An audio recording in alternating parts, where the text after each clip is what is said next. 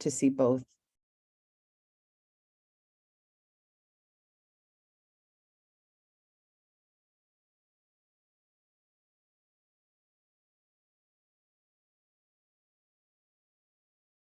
Discussion, you wish to unmute yourself and speak, of which case please do that. And we do, I know people are doing lots of things and multitasking, and there's a lot going on. If you are able to turn on your camera, it's lovely to see faces and talk to faces. If you are not able, that is also, of course, fine, but it is lovely to engage with real people in these virtual sessions. And then I think the last bit of business I have is the chat, which we love to see and keep active.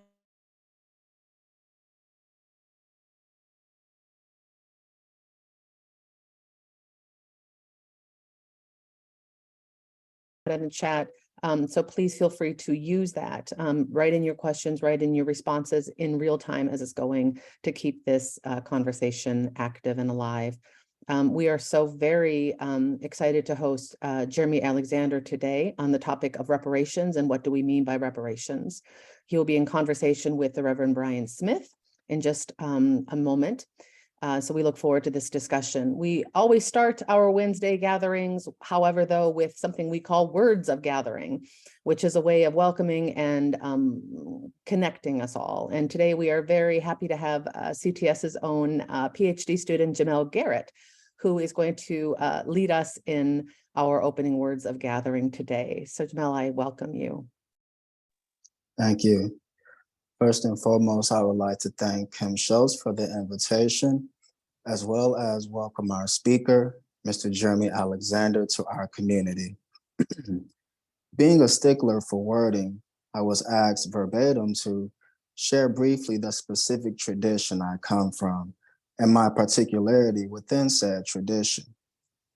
Tradition comes from the Latin word traditio, meaning a handing down. Particularity comes from the Latin word particulati, meaning concerning a small part. In this sense, I would state that my tradition is an Afro-Midwestern, Mississippi Delta, and Africana cultural heritage. In no small part, but rather a facet of this gumbo or composite tradition includes Ifa, an ancestral culture that transcended the vicissitudes of the slave trade and subsequent domestic enslavement. With my remaining time, I will read a prayer to Olodumare, the source of all that exists. A link to the prayer has been attached for your convenience and can be found under Chapter 4, subsection Prayer. Olodumare, Mojiloni, Mowogun Merin Aye, Igun Kenny, Igun Keji, Igun Keta, Igun Keren Olojo Oni, Jibogo Ari Jiba, Tioba, Wanile Aye, Wafumi Ni Temi, Taya Tomo Tegbi, Toba, Wafi Yewa, Kiofona Hanwa, Wafi Eni Eleni Setemi, Alaye O, Afuye Gigi, Mesegbi, Alujonu Inayenti, Infowo Kale, Anikosi Iji, Meji Ninu Igbobu Obi, Irio Ba Yako Oya, Abidun, Dun, Dun, Dun, Alaye O, Ashe.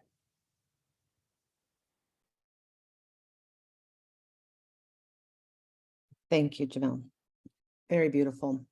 I also want to mention that Mr. Garrett is the 2023 award recipient for the Shulman Interreligious Award at CTS, and we are thrilled to honor him with that award, and we will hear more from him at the Lecoq Interreligious Lecture on March 16th.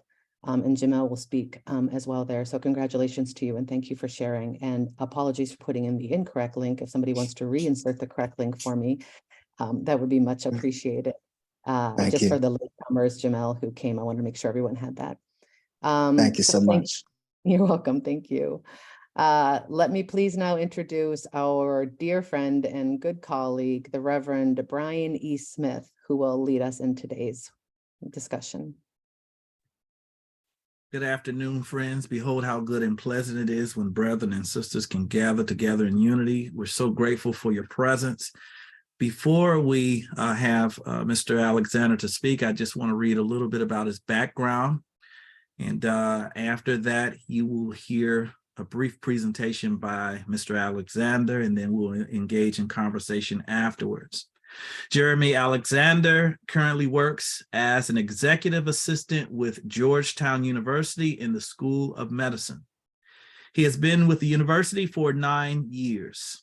Prior to working with the university, he was the Thurgood Marshall College Fund executive from 2010 to 2013 as the Director of Government Affairs in Washington. This fund is responsible for providing financial and other support to 47 member schools, which includes HBCUs, 6 law schools, and 2 medical schools. As one of the lobbyists for the fund, he worked on defense, education, and global hunger policy issues. Jeremy worked on the Hill with U.S. Representative Clark as her scheduler from 2009 to 2010. He was also assigned to conduct policy analysis on environmental issues for the U.S. representative. Jeremy also had the pleasure of working as a government relations specialist for the National Court Reporters Association in Vienna, Virginia, from 2006 to 2009. There, he fought for the deaf and hard of hearing, appropriations for court reporting schools, organized state leadership conferences, and Hill Days for the association. Mr. Alexander also served as President Bill Clinton's President Bill Clinton's White House administration and the U.S. Department of Energy. He has a BA from Grinnell College in Grinnell, Iowa, in anthropology.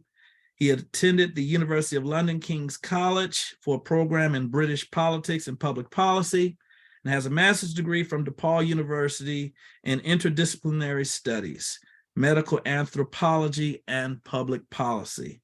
I present to you Mr. Jeremy Scott Alexander. Good afternoon, everybody. Thank you, Brian, for that introduction and everything like that. And thank you for everyone for having me here. Well, this is exciting. I'm here to present to you about the Georgetown University 272. And this is something that is really important to me and to my family and all.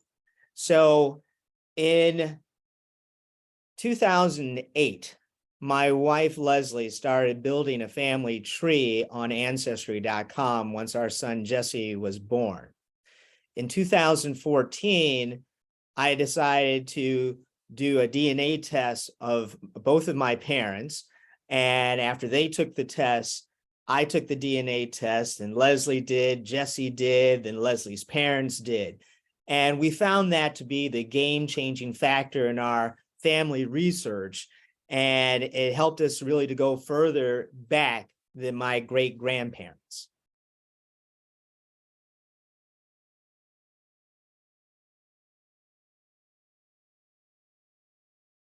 On Thursday, September 1st, 2016, President John DeJoy of Georgetown University shares the Slavery, Memory, and Reconciliation Report and gives an apology to descendants of the enslaved people who were sold on Monday, the 19th of June, 1838.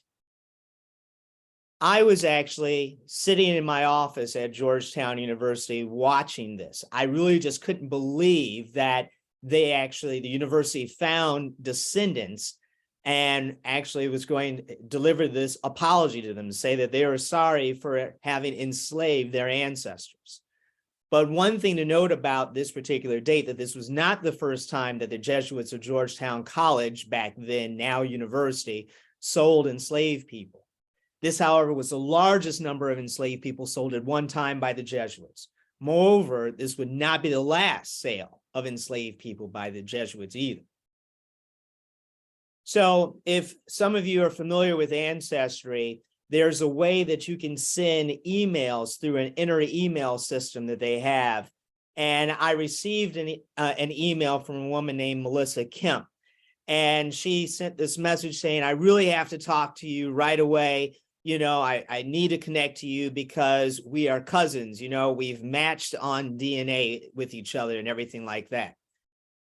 Fine. So on Wednesday, the 23rd, November 2016, I had a phone call with Melissa. She wants to tell me that our family goes back to Maryland in terms of our history. And I'm like saying to myself, I don't know what she's talking about. All I know is Mississippi and Louisiana, and I'm actually born and raised in Chicago, Illinois. And I'm like, and she said, well, it goes back to an ancestor named Anne Joyce from the 1600s. And I said, well, this is a long time ago, so I don't know anything about being able to go back to the 1600s. I'm going to hear this person out.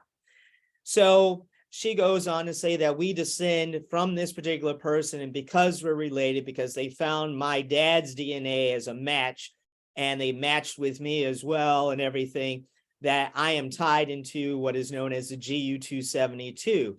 And she said, this is the Georgetown descendants of the enslaved that the college, now university, has. And I had to stop her and tell her, I said, I watched the apology. I said, because I work at the university. She couldn't believe that I actually work at the university. And she's like, you've got to start talking to all these people now. So we actually got together the Friday after the Thanksgiving. I met with her mom. I brought my son. We met at the Columbia Mall, which isn't too far from us. And we just started going over the history and trying to explain how we're related to each other. So finding this amazing historical information about the family, this is what I can present to you about what we know about the GU 272.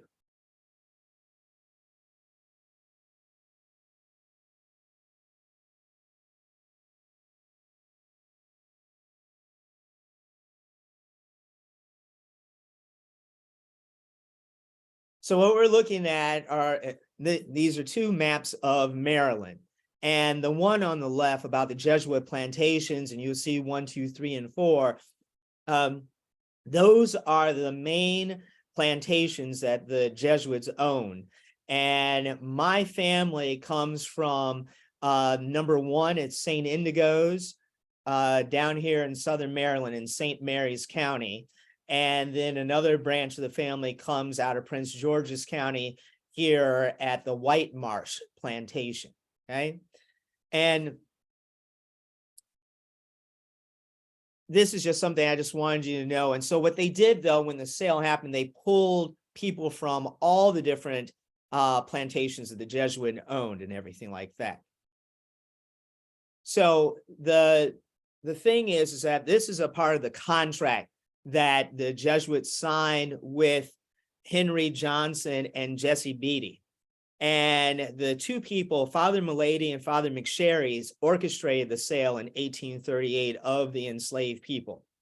And one of the things that I think is really interesting and unique is when this contract was actually signed. So you look at this, it is June 19th, 1838. So 27 years later, June 19th, 1865, that same date of sale has now become what is known as Juneteenth, when the enslaved people in Texas learned that they were free. So as we look at this,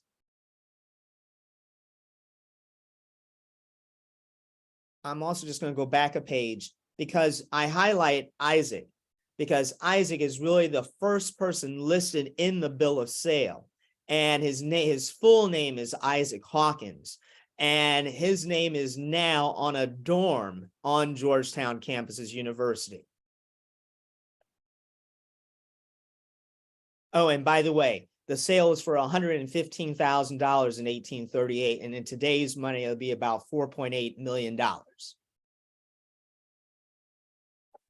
So I want you to see here, you have Jesse Beatty and Henry Johnson bought the enslaved people from the priests. Henry Johnson put the enslaved people up for collateral as soon as he received them in Louisiana, since he needed the money. The descendants got together a few years ago and went on a trip down to Louisiana. And on this trip, I was able to find my third great grandmother, Anna Mahoney, and her two children, Arnold Jones Jr. and Louisa Jones, listed in the courthouse records in Ascension Parish, Louisiana, in the old state capitol. That was the old state capitol back in the 1830s, located in Donaldsonville, Louisiana. Also during this time, I just wanted you to know that the Pope was Gregory the 16th.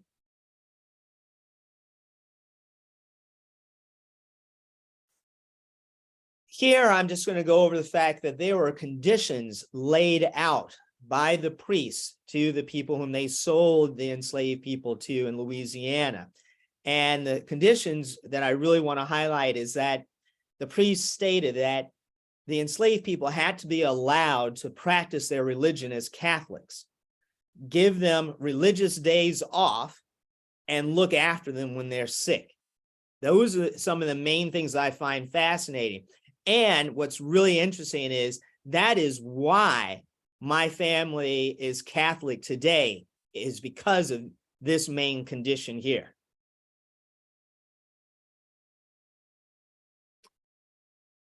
This is an image of one of the documents out of the archives that shows the ship manifest from the Catherine Jackson. And I highlighted on this page in particular Anna Jones, age 26, Arnold Jones, age 9, and Louisa 6. So this is my third great grandmother, and then soon to be my second great grandfather and his sister listed on the ship manifest. So they left and sailed out of Old Town, Alexandria, to go down to Louisiana.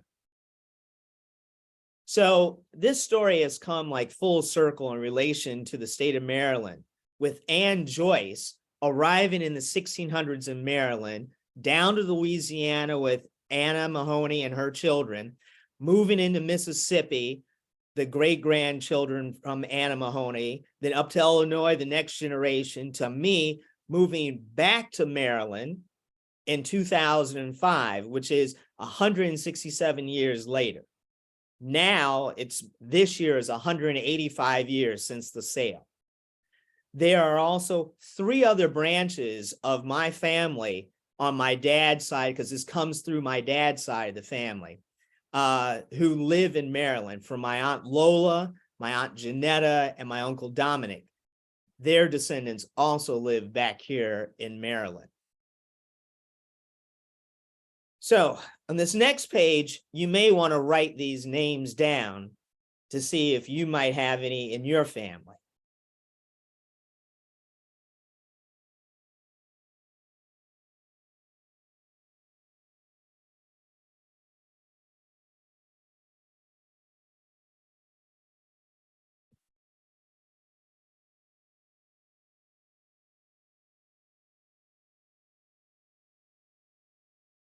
So I've highlighted here just because I have Anna Mahoney, Arnold Jones. Arnold Jones goes on in Louisiana and finds Christina West, and that's whom he marries. Christina West came from the White Marsh Plantation in what is now in the area of Bowie, Maryland. And we are related to cousins who are the Butlers and the Yorkshire families. That's what we've been able to find thus far over the last few years.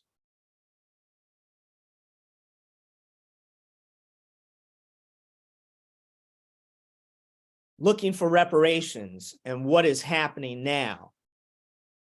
Georgetown University received a grant in the amount of $1.5 million in February 2017. This grant is to help the university to advance racial justice, to better understand and address Georgetown University's legacies of slavery, racism, and discrimination.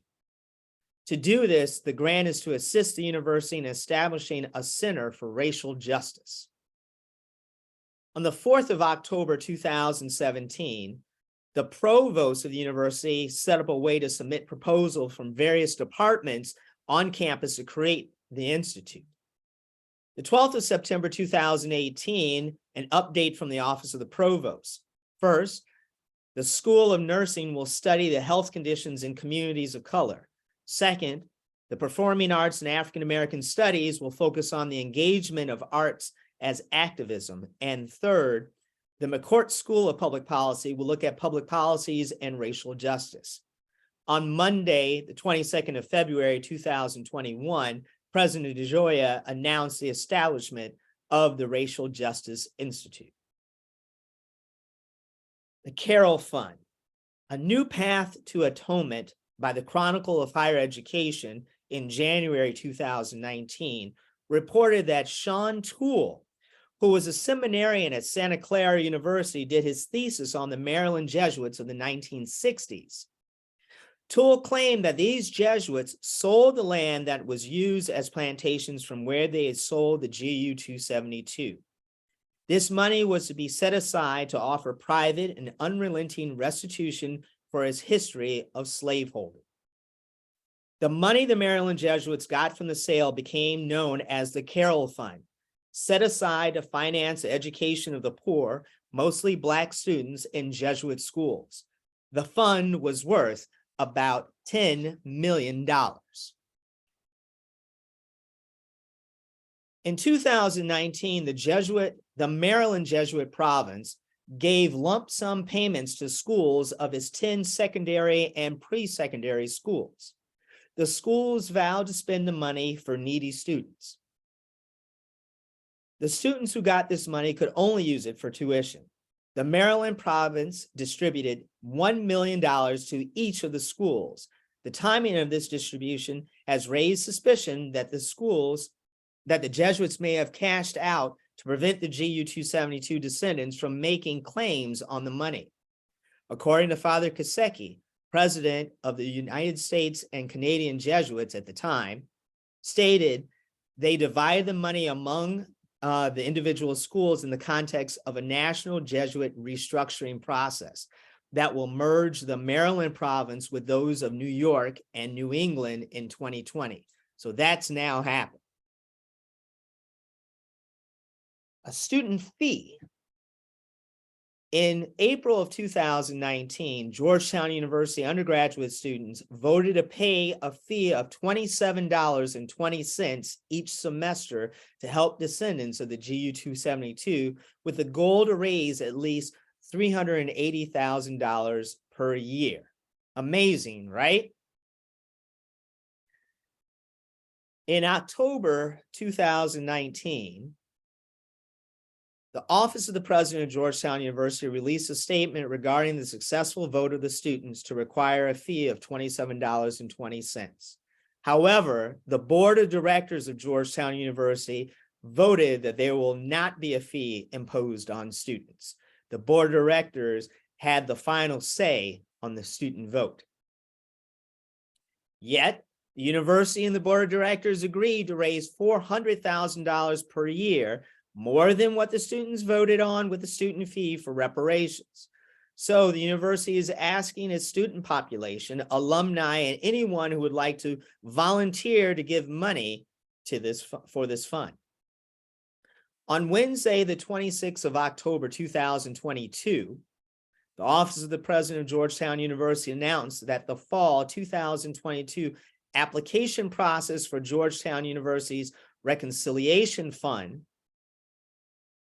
This fund will provide $400,000 annually for community-based projects and programs that aim to impact descendant communities whose ancestors were once enslaved on Jesuit plantations in Maryland.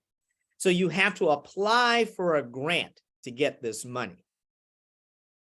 Also keep in mind, at the end of 2019 and early start of 2020, there were 3 committees to help move everything forward within the GU 272. Community engagement. This is outreach to descendants. Research, going through the records that Georgetown University has on the enslaved people. And memorialization, setting up plaques and statues to remember the enslaved people. I think there should have been at least one more committee established, and they're missing one, and that committee is on reparations.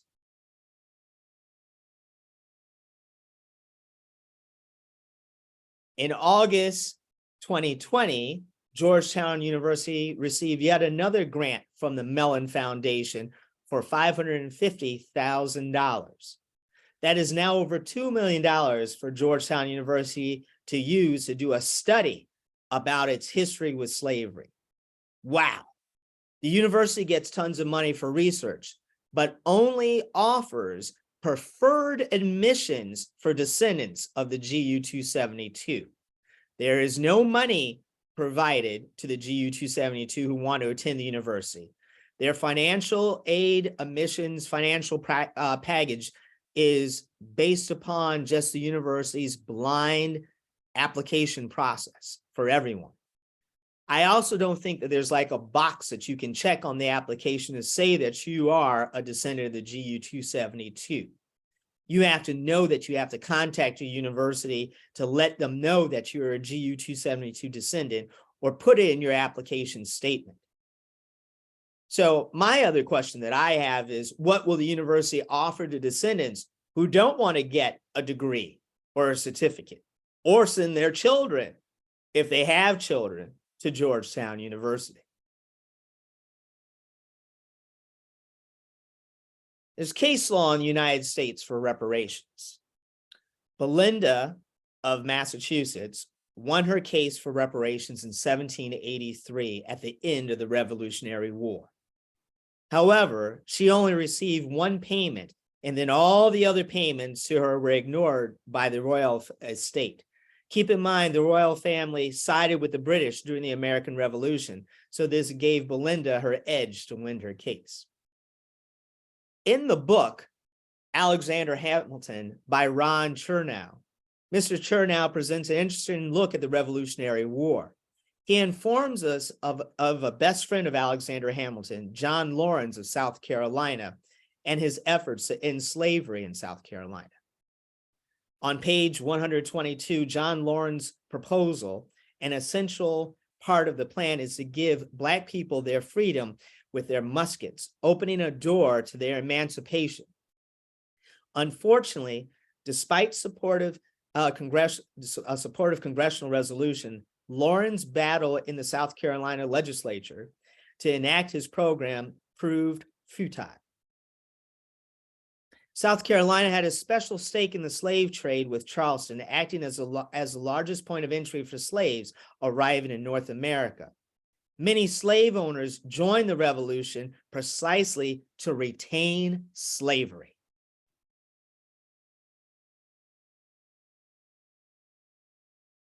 The New York Times reported in November 2012 that Germany has a system to pay the survivors of the Holocaust of World War II for the last, what is now 68 years, now 78 years since the article. Political reported in October 2020 that Germany is also providing millions to Holocaust survivors to help with COVID-19. The Claims Conference. This is an organization to help Jewish people to receive benefits from Germany since World War II. This organization is based in New York City. Looking at the history of the Claims Conference, according to its website, www.claimscon.org, you will find that the Claims Conference had the task of negotiating with the German government a program of indemnification for the material damages to Jewish individuals caused by Germany through the Holocaust. The German government has expended more than $60 billion in satisfaction of claims under the law negotiated by the Claims Conference. In all, more than 278,000 survivors received lifetime pensions under the German federal indemnification laws. Hundreds of thousands more received one-time payments under the German compensation laws. We as African Americans need to follow what the Jewish people have done to receive reparations in America.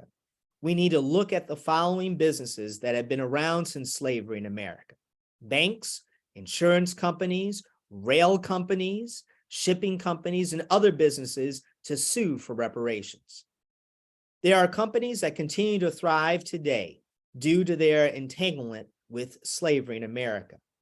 The BBC News stated on the 28th of August, 2019, in the hidden links between slavery and Wall Street, some of the largest insurance firms in the US, New York Life, AIG, and Aetna, sold policies that ensured slave owners would be compensated if slaves they owned were injured or killed. In 2005, JP Morgan Chase, currently the biggest bank in the US, admitted that two of its subsidiaries, Citizens Bank and Canal Bank in Louisiana, accepted enslaved people as collateral for loans. If plantation owners defaulted on loan payments, the bank took ownership of their slaves.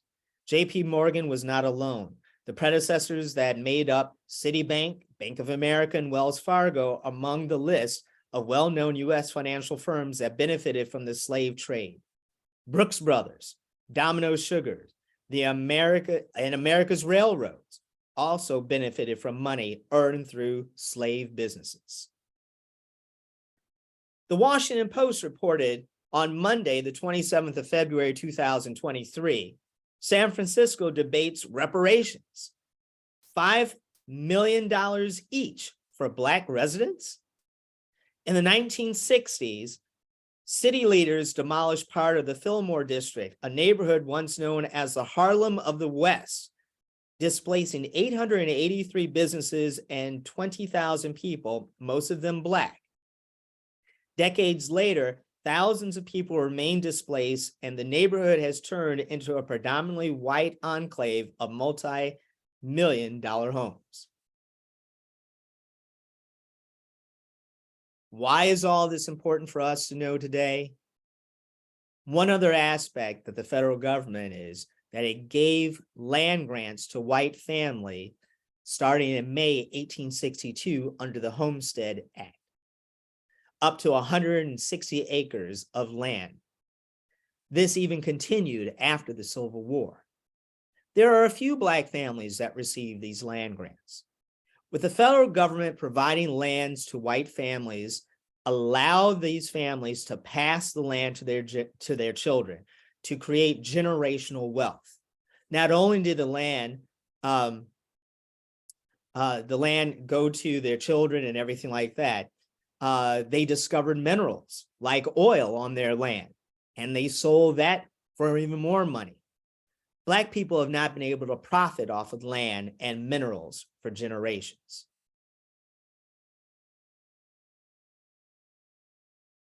Here, I just wanted to show you a few pictures of my dad, Arnold Alexander, who served in World War II. He's here with his Army buddies. He's doing all these various poses. And in this picture here, he's here in the middle with his brother Adolf, who also served, and one of their buddies, my dad's buddy, Pee Wee. And they all met up in Italy back during World War II, and they were able to take this picture together. So I'm going to take a quick pause here, and I want to show you something.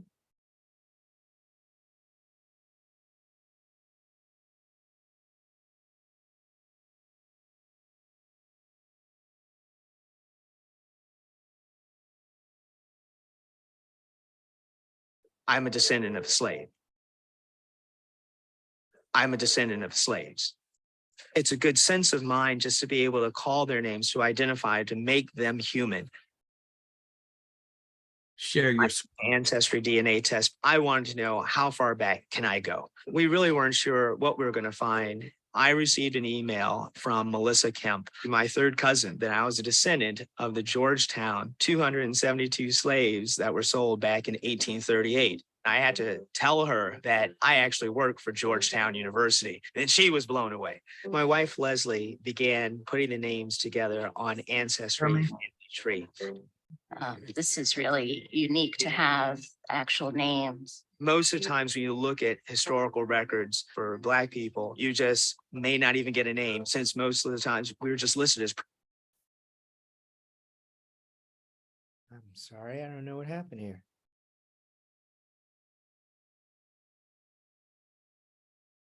Is everything? I think you might not have been sharing your screen, Oh, Jeremy. really? Yeah. Oh, I wonder if it's a video. Let's see. Share the sound. That's a video clip. Do this.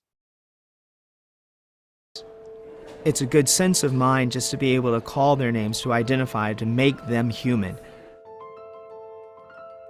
I took the Ancestry DNA test. I wanted to know, how far back can I go? We really weren't sure what we were going to find. I received an email from Melissa Kemp, my third cousin, that I was a descendant of the Georgetown 272 slaves that were sold back in 1838. I had to tell her that I actually worked for Georgetown University, and she was blown away. My wife Leslie began putting the names together on Ancestry Family Tree.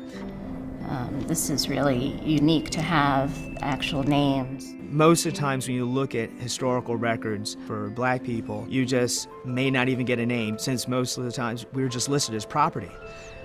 You know, I never knew that I would have this amazing historical tie to this university.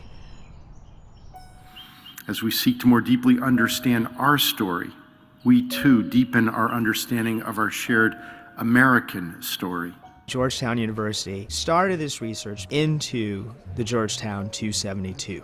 Universities understand that these decisions and these processes in the past require them to take responsibility. In 1838, Georgetown had a choice to make to settle some financial issues. They made the choice to sell 272 men, women, and children to Louisiana. The working group knew that it would be important for the university to engage in a very honest conversation about its past. We offer this apology for the sins against your ancestors. We hosted two major events. The first was to offer a formal apology to the descendants of the 272, and then we rededicated two buildings on Georgetown's campus. It was so powerful. It brought me to tears to say they're sorry for their acts of slavery. To witness this historical moment was it was truly a special occasion for all of us. Genealogy has always played a central role in the ways that African American families seek to understand themselves and the possibilities for their future. Who's that there? Grandpa? That's Grandpa. Working with Ancestry DNA was very interesting. It just helped us to understand that we were connected with so many people. Ancestry DNA made everything possible in terms of me making the connection to the Georgetown 272. If I had not taken the test, I would have just had a family tree. When you really look at the whole event, even the messages after that, everything was about, let's get through this healing process together. I am willing to forgive, because this is still just a first step. This is something that's going to go beyond my lifetime. This is the ship manifest of the Katherine Jackson. My son is really going to have a great sense of pride to know that he came from strong people who survived a horrible time. All we can wish is that he will do better in America. And that's what we wish for Jesse, is to have that better opportunity.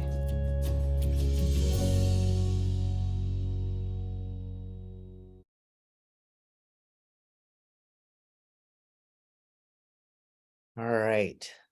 Thank you, Jeremy. Thank you. As we engage in conversation, I'm going to just open up, and if individuals who are part of our group have comments, questions, please feel free to either raise your hand or list those questions in the chat. But I want to tell you, Jeremy, it's just sobering. Even though I've heard your story more than once, it's still it's moving and it's sobering. And you made me recall a conversation I had with my late grandfather, who would tell me stories about his grandmother who was enslaved and had webs on her back. And he told me how he would cry as a child as they touched her back and realized how she had been abused. And so as I engage with you, I want you to talk about how you felt at that initial moment when you discovered that your great-great-great-grandmother had been enslaved by the institution that you were working for. Well, it is a major shock. It's really, I think, something that, as I've said before, this has been a spiritual journey, not just for me, but for the other descendants, in that they have brought all of us, or a lot of us, back together again. And it's as if the spirits are guiding us there. Because what are the chances that I wound up working back at the university that enslaved my family members? Mm-hmm. And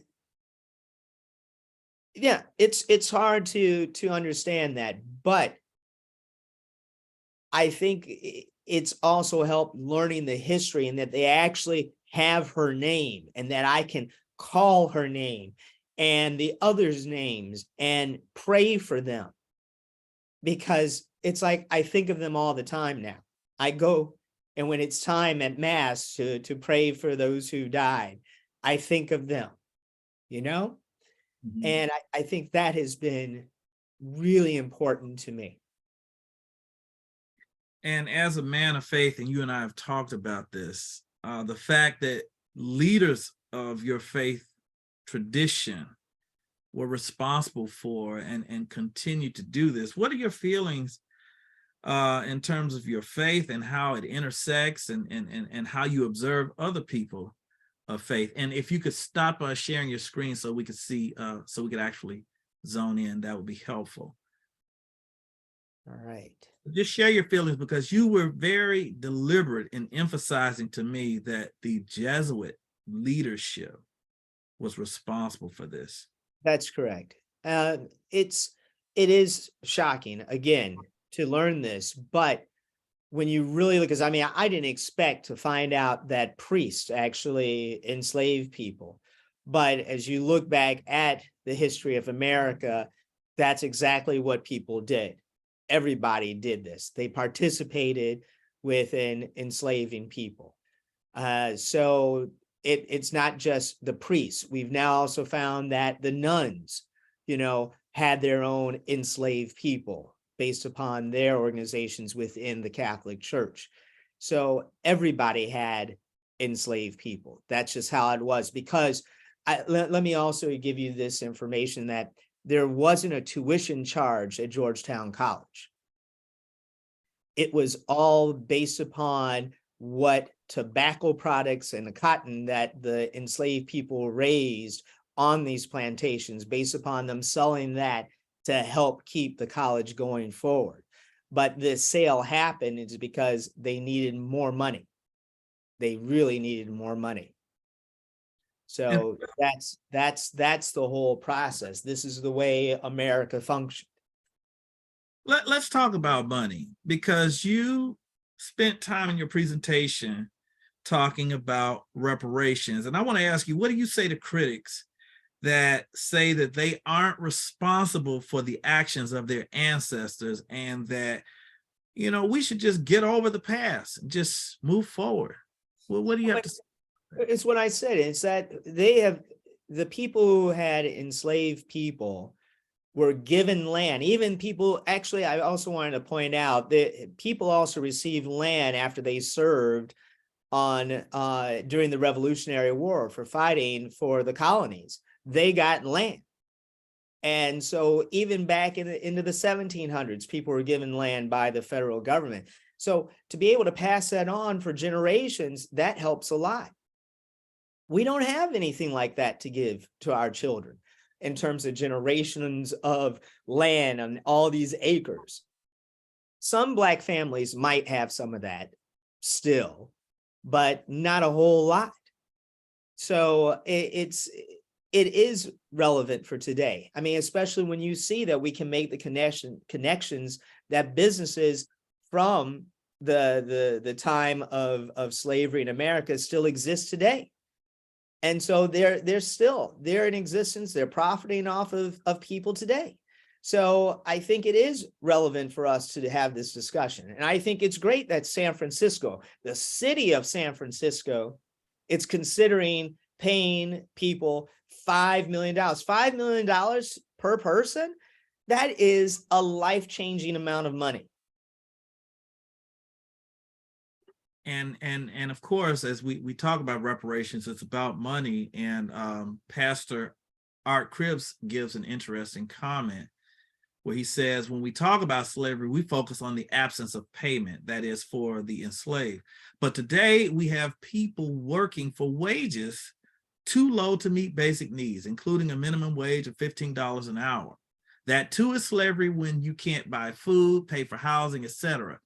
But you work every day for wages that are below the cost of living. And so as we talk about reparations and we look at labor in general, it's kind of a fascinating critique that you offer in terms of even looking at various models.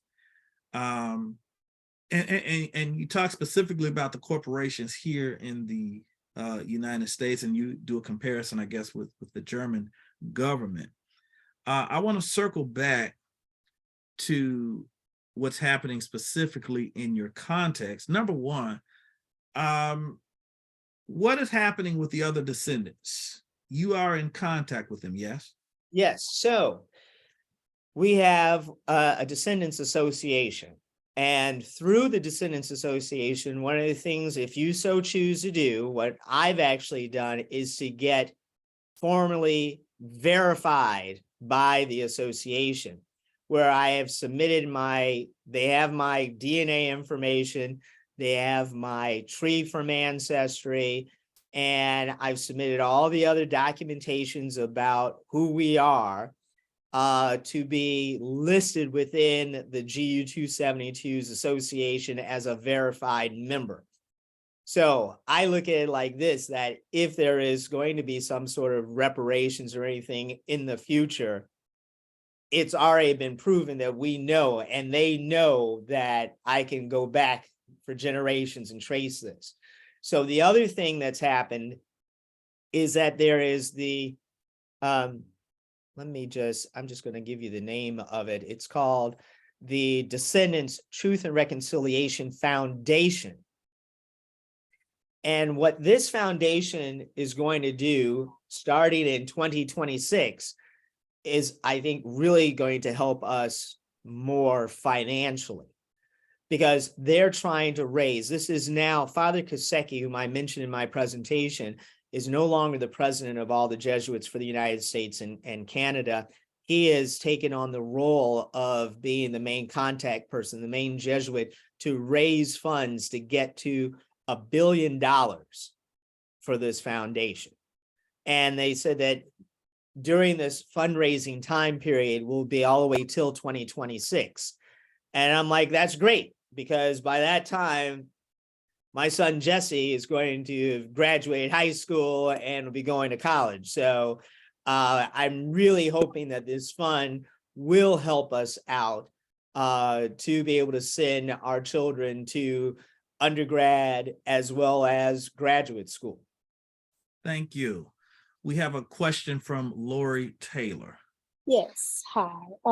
Jeremy, you and I served together on the DuSable Young Adult Board back in the 90s, so it's great seeing you here and great to know. My goodness, how are you?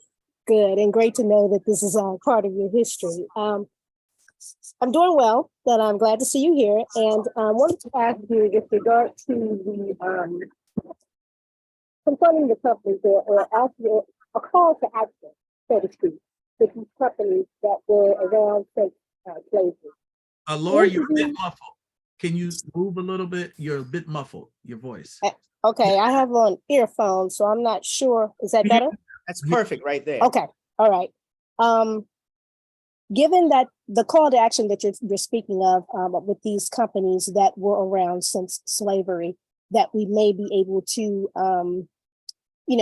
challenge with regard to reparations. Is there a group in place, or is the Center for Racial Justice a place where this research is being done? And if so, is it possible to connect with these people to help do the research? I really don't know if that specific research is being done through the Racial Justice Institute. I am not sure. I am really not sure. I really just looked at this research, looking at these articles, going to the claims conference to see on their website, to learn what they did to help the Jewish people since the Holocaust. One thing I will tell you that is going on that anybody can participate in is called the University Studying Slavery. This is a conference that happens in the fall and in the spring. And these are with universities that also know that they have a history of enslavement. And what they do is they come together and they talk about it. They talk about, what they plan to do, how they're trying to find out. A lot of places don't even know how to find descendants of the enslaved people. And I just simply said, well, you need to look at the Black populations that have been around the universities for over the years, because technically when you talk to them, a lot of them, I know, like in Hollins University in Virginia, which is an all women's undergrad, that Black population works for the university and they descend from the enslaved people, but they didn't know that they descended from those enslaved people on the campus at the time. So, I mean, I think you can go back and look at the records, especially if it's a Jesuit college, university. They've kept amazing records at their institutions and everything like that to find this information. So the University Studying Slavery Conference is a really great source. I used to go to a lot of those conferences and things like that. So that would be helpful to see. And they also do things about how to help you with genealogy. They go through a lot of different discussions to help people who are searching to try to figure out, are you connected? In what kind of way are you connected, and things like that. Okay, thank you. Thank you. So we have two questions, one from the chat and one with Christian Harris. Let me start with the chat, which is in line with Lori's question. How can you avoid dealing with continuing harm, essentially continued oppression of Black people, in addition to historical harm related to reparations? Number one, that it isn't a single limited payout. And number two, that the focus needs to relate to continuing harm, continuing oppression, and continuing needs for basic changes. Wow, that's loaded. Yes, it is. I mean, that's loaded. I mean, I think you're really going to have to go to Congress, because I mean, you have to look at laws. I mean, because you look at I mean, and we all know the history after the abolishment of slavery in America, but then you have the Jim Crow laws, you have all these segregationist laws and things like that. To go through the Brown versus Board of Education, and still, even with that ruling of the Supreme Court, it took almost up to the 1970s till they really, for universities in Virginia, to admit people of color, or admit Black people. Let's just say that clearly, to admit Black people. Mm-hmm. So there are a lot of components that you're going to have to work on changing and looking at laws and trying to put things into place. How are we going to do this versus a one-time? I don't know. That's been my question of, like, for example, that I raised, like, for the people who don't have children, who don't want to go back to get a degree, what is Georgetown University, what are the Jesuits going to do for those people? I think at least get them out of debt, pay off all their debt, at least a one-time shot of paying them out of debt, paying off their mortgage if they have a mortgage, doing something along those lines, because I know some relatives who have never married, they don't have children. They're like, well, what are we going to get? All it seems like to be a discussion about education. and I don't need any more education in life. So I think we also have to have some kind of a plan, and we, not just the university, I think the United States government has to come up with something that's going to compensate them, because the university right now is looking more towards educational opportunities. But we've got to think there has to be other ways of compensating people as well. Thank you. And our last question is Harris, are you still online? I don't see. Yes, I'm here. Sorry, a lot going on today, but thank you for the information. Really appreciate it. Can you all hear me? Yes. Okay, perfect. And yeah, fascinating. I'm representing the Oak Park, Illinois Reparations Task Force today. So my question is, you mentioned that we should sue private institutions that benefited off of the slave trade, which I'm really glad you mentioned that, because it is a slightly separate conversation than public institutions. But my understanding is that there's legal barriers to that, considering like what they did was not necessarily illegal at the time that they did it. And so that there might not be any standing in court of law. Now we've lost you. Harris, you muted yourself. You muted yourself. Christian, you muted yourself. Sorry, my apologies. Okay, you all can hear me now? Yes. Okay. So I'm not sure how much you heard, but you mentioned that we should sue private institutions. My understanding that there's some legal barriers to that because what they did was technically not illegal at the time that they did it. And so there might not be legal standing around that. So I was just curious, anything you've learned around that, and if you could speak to that a bit more. I really don't know anything like that. I mean, I think I would say we should sit down with the claims conference people, because they clearly worked out a way to work with the German government to figure out $60 billion worth of money, and even COVID money just a few years ago. So they have the blueprint. We need to stop saying we need to do a study of what happened in the United States in regards to enslavement.